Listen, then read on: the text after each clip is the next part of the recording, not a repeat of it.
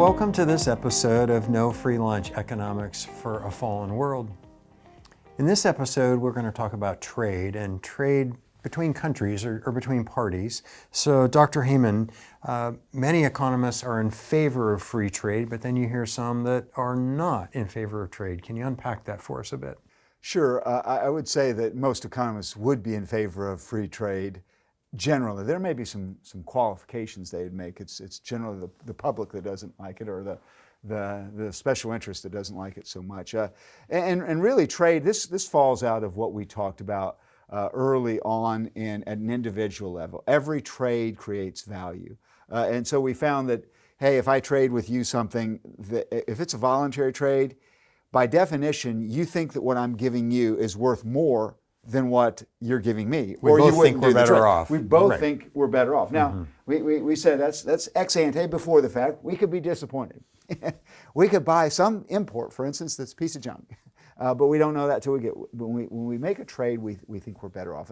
And so that's kind of the fundamentals of exchange suggest that value is created. So that we can't separate trade at an international level from trade in general, because that's the basis of the value creation that we see.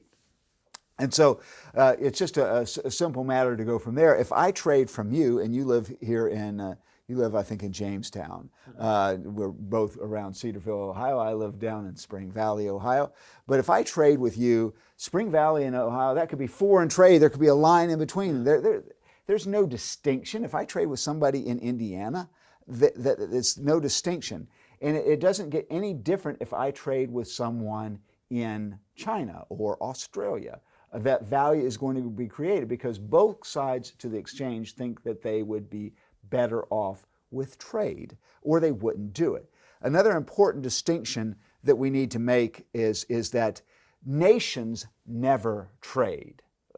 And yet that's what we always talk about in the public policy. Should the U.S. trade with China or Mexico or Europe or what have you?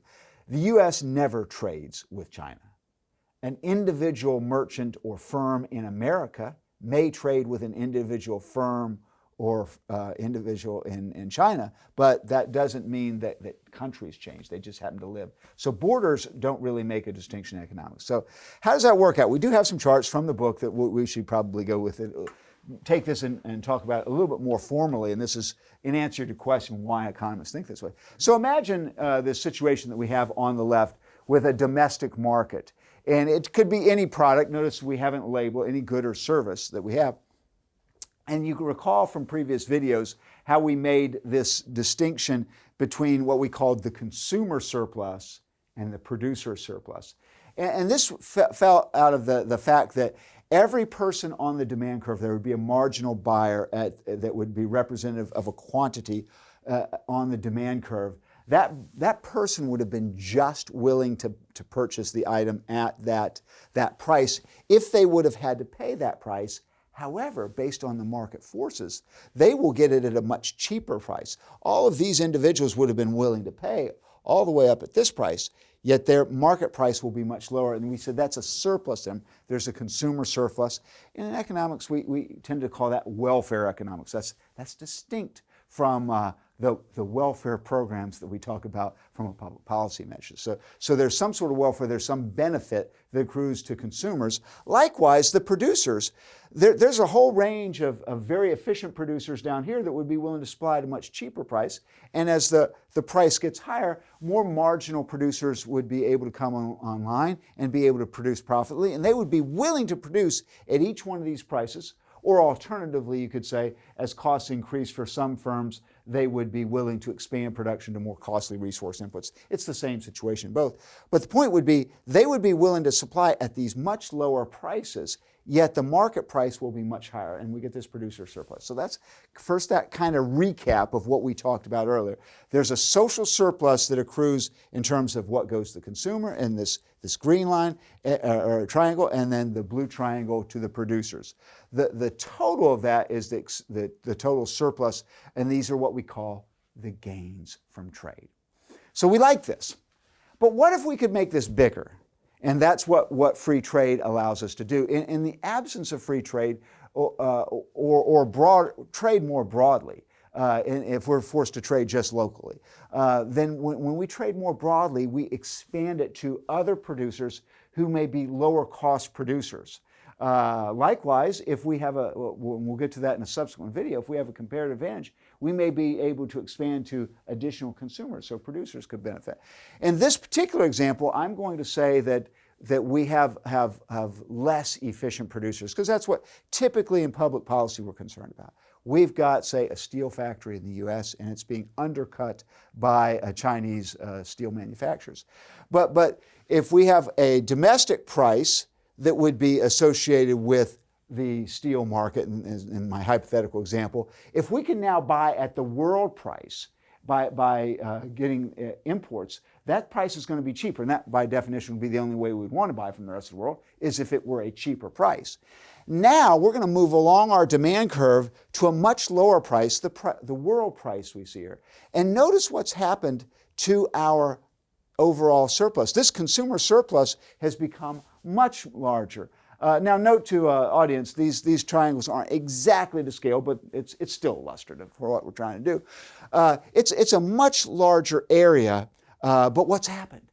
We've had a shrinkage of the producer surplus because many of these marginal producers up here cannot compete with the world price. Only a few are still very efficient. So their surplus has shrunk, but notice their surplus has been transferred to the consumer. All this former producer surplus that we saw here is captured here in this green area. So everything lost by the producer in this particular case will be gained by the consumer. It's merely a transfer of the social surplus. But look what we've got. We've got this additional green triangle area here. And these are gains from trade that would not have occurred prior to this. And now we have a much larger total surplus that's available to the country that is willing to engage in trade. And that's the economic case in a nutshell for why we're in favor of free trade. It expands the social surplus, these gains from trade that are available to all. It's beneficial. Yes, there are some, quote, losers in free trade. Those that don't have the advantage, the comparative advantage in production in this particular example. But all those losses will be more than made up. They will be dwarfed by the gains from trade that will be accrued to the consumer. And we see that historically through time. That's been a huge part of the progress. Yes, when we had the creation of the automobile, blacksmiths lost. They're no longer having to shoe horses. But over time, that leads to tremendous gains in productivity, tremendous gains in material progress. In the United States alone, over the last 100 years, income has went up by a factor of 8. That is just simply phenomenal.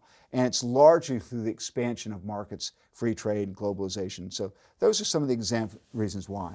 So that's helpful to see that overall welfare is improved with trade, et cetera. However, we know that there are arguments against free trade. What are some of the common ones there? Well, a common argument, we've got 4 that we listed in the book. I mean, we'll first, an example is always national security requirements, and they're legitimate. And each one of these arguments has some level of legitimacy, but we can answer those. Milton Friedman did it famously many years ago. So national security arguments, there's some critical resource that we need to make sure that we maintain domestic production.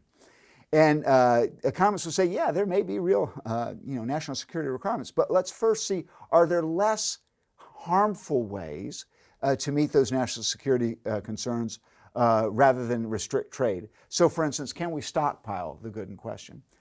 Yours truly, once upon a time, used to launch rockets with the U.S. military. And we actually, and this was very, very hard for us to do on Capitol Hill. The Lockheed variant of the rocket that we used actually used a Russian Energomesh, that's the company's main engine. And here we were buying rocket engines to get to space from the Russians. How could we ever do that? So you can imagine that caused some consternation. But what we did was we bought approximately 25 to 30 of those. And if we launched 5 years, we had enough for 4 or 5 years stockpile, in other words, so that we wouldn't be dependent upon the Russians if they changed their mind and no longer were good. This was right after the Cold War was over and Russia was open up. We were trying to help them kind of get into the world community. So those are examples of what you potentially could do. That's a national security implication. Another famous one is always the infant industry argument. You know, there's this great new industry that's coming online. When I was younger, when you were younger, it was Japan. We were competing at the time. The boogeyman of yesteryear, my era, was Japan. Today it's China. But with Japan, they said, HD TVs are coming online. We've lost all the television production to Japan. Our politician says, we must engage and get the HD TV market. That's going to be so many jobs for Americans. And so the idea was this infant industry, if we could set it up, and maybe we subsidize it initially, give it these benefits, or restrict the trade from the other country, eventually we'll get very efficient at it, and then it will make so much revenue, you know, there'll be tax benefits of that. There's only one problem. What we've seen historically is that infant industries almost never grow up. And when they do seemingly grow up, they become infants again. We have had steel tariffs on and off for the last 30, 40 years, probably longer. I'm certainly aware where George W. Bush had steel tariffs, and Mr. Trump recently had steel tariffs. And the steel industry is quite mature in the United States. So this kind of tends to be one of the arguments that people would make. What other things are we missing? It seems like another argument, I don't know if it's in the book or not, but as you were going through the second chart there, I mean, clearly there's producers that lose, laborers that work in those industries are going to lose, perhaps lose their jobs. Yeah. You know, there's this short-term, at least a short-term disruption in the labor market that becomes very visible, whereas the benefit to the consumer maybe is less easy to see, the seen versus unseen. Yeah. And, you know, can labor really be retrained as easily as economists say? You know, can we really retrain someone in their mid-50s that's worked in a certain industry? Well, they're not, he or she's maybe not able to be redeployed into the tech industry or something like that. Absolutely, that's a great point. And there's a reason, as I stated in the book, on why we have this discussion after we had our public choice chapters, because special interests have a powerful and very poignant pain that they feel in this. Imagine it's not just retraining. Imagine we had in many parts of the Midwest. We're here in the Midwest. Many of these company towns, so to speak. You lose the company, and the whole town dies. I mean, it's not just, okay, you're going to get another job and be retrained. Beyond that, how are you going to live? How are you going to leave the town? You've got a house, and who can you sell your house to? The one place in the town to get a job is now shut. Nobody's going to buy your house. You're kind of trapped there. It's a really quite particularly a difficult problem. And the economists don't have, there is no good answer to that. The only thing the economists can suggest is that on the net, over time, when we think about our children and our grandchildren, they're going to be much better off from this situation. Now, I will say that most trade deals, NAFTA specifically, when it was originally passed, offers a lot of transitional assistance to communities that would be harmed by that trade. But we need to continue to innovate, and I think urgent for all of us. And when we think about this, from a biblical perspective, we're all workers, and as well as consumers, we're producers and so forth. We have a little bit of need for us to engage to continue to retrain our skills, so we're viable, so we can be able to serve others when circumstances change. So I think that's something as well. But there are no easy solutions. And so, we've got other arguments that we didn't cover, dumping. So if a firm from another country just subsidized like China might, and there's good arguments for in the steel case that they just create so much steel and subsidize that. But the idea is, hey, they're going to lower the price, put all the U.S. or domestic manufacturers out of business, and then they're going to raise the price later. Here's the thing, we just never see that raising the price later. It's really hard to distinguish so-called dumping from competitive pressures that are in the market that accrue benefit to all. So. Okay. Well, thanks for joining us for this conversation about free trade, whether it's between parties within the same state, across state lines, or across national borders. We'll see you next time.